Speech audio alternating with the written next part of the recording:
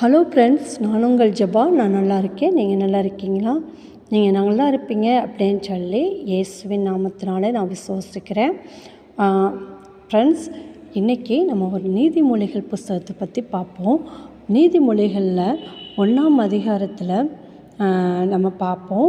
நீதிமொழிகள் பல அதிகாரங்கள் நம்ம சாலமோன் ராஜா எழுதியிருக்கிறாரு.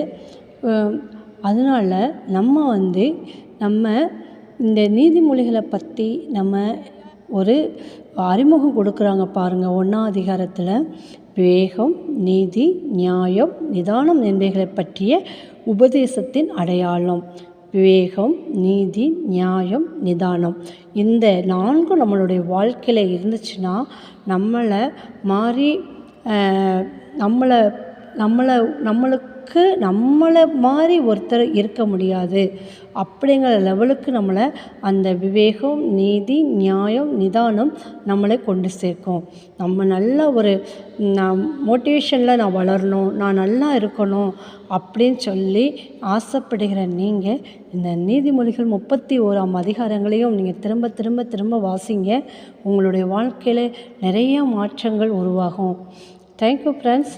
நீதிமொழிகளை பற்றி நம்ம இன்னும் அதிகமாக தியானிக்கலாம்.